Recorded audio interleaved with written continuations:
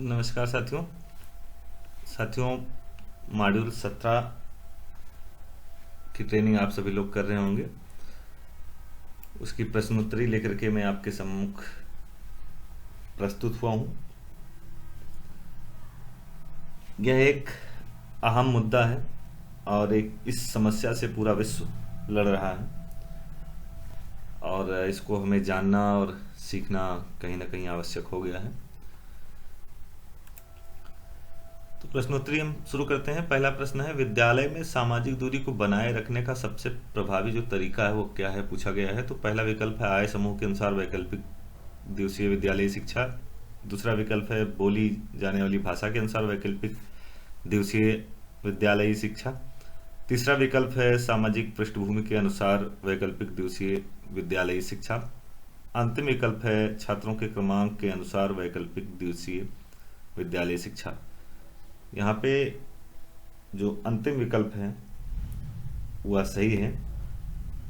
छात्रों के क्रमांक के अनुसार बात कही गई है। बात सही भी है। यहाँ पर ना तो हम सामाजिक पृष्ठभूमि को आधार बना सकते हैं, ना बोली को आधार बना सकते हैं, ना आय समूह को आधार बना सकते हैं। इसलिए हम रोल नंबर या क्रमांक सीरियल नंबर के अकॉर्डिंग क्लास संचालित करने का प्रयास कर सकते हैं। प्रभावी तरीका हो सकता है। इस पर क्लिक करेंगे, नेक्स्ट पर जाएंगे। अगला प्रश्न है, कोविड-19 एक व्यक्ति से दूसरे व्यक्ति में कैसे संचारित होते हैं? व्यायाम से, या फिर खांसने और छींकने से, हंसने से, या फिर खर्राटे से। ठीक है, तो जो सही विकल्प है वह है खांसने और छींकने से। इस पर जाएंगे और आगे बढ़ेंगे। अगला प्रश्न है, किसी व्यक्ति को कोविड-19 महामारी से संक्रमित होने से बचाने की सबसे उपयुक्त विधि कौन सी है? दोस्तों के साथ गपशप करना, या फिर जॉगिंग करना, या फिर हाथ मिलाना, या फिर सामाजिक दूरी। तो सभी को पता है इसका उत्तर सामाजिक दूरी यानी सोशल डिस्टेंस अपनाना होगा। अगला प्रश्न है, दुनिया भर में हाल में ही खोजी गई संक्रामक बीमारी कौन सी महामारी बन गई? कौन सी ऐसी बीमारी है जो महामारी बन गई? इबोला है, या फिर टाइफाइड है, या फिर कोविड-19 है, स्वाइन फ्लू, कौन सा? तो कोविड-19 पर हम क्लिक करेंगे और अगले प्रश्न की तरफ पहुंचेंगे। अगला प्रश्न है, वैकल्पिक दिवसीय विद्यालयी मॉडल को कारगर बनाने में कौन सी प्रमुख चुनौती नहीं है? पहला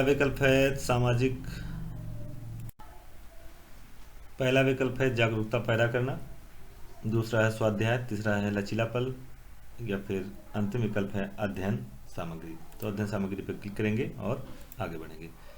छात्रवासियों हॉस्टलर्स के लिए सुरक्षित क्वारंटीन सुविधा की व्यवस्था शुरू करने का सही समय क्या है? विद्यालय में प्रवेश लेने के दौरान, विद्यालय को पुनः खोलने से पहले, या फिर विद्यालय शुरू होने के बाद आवश्यकता पड़ने पर। यानी सही समय की बात कही गई कि सही समय क्या है।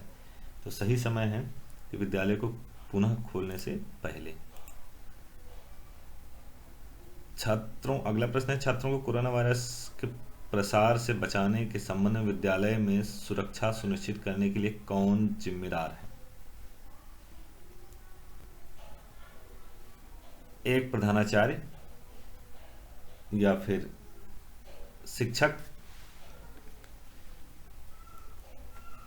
या फिर माता पिता, या फिर सभी हितधारक। यहाँ पर सभी लोग इसके लिए जिम्मेदार हैं। तो सभी हितधारक पर क्लिक करेंगे, आगे बढ़ेंगे। छात्रों के अधिगम के परिणाम का समय समय पर मूल्यांकन और शिक्षण विधियों में मदद करता है। विकल्प है छात्रों की योग्यता के बारे में जानने, छात्रों की बुद्धि की पहचान करने, शिक्षण अधिगम प्रक्रिया में सुधार करने, या फिर छात्रों को ग्रेड देने। जो सही विकल्प है वह है शिक्षण अधिगम प्रक्रिया में सुधार करने। इस पर क्लिक करेंगे और आगे। अगला प्रश्न, कोरोना वायरस के कारण होने वाला कोविड-19 रोग किस प्रकार का है?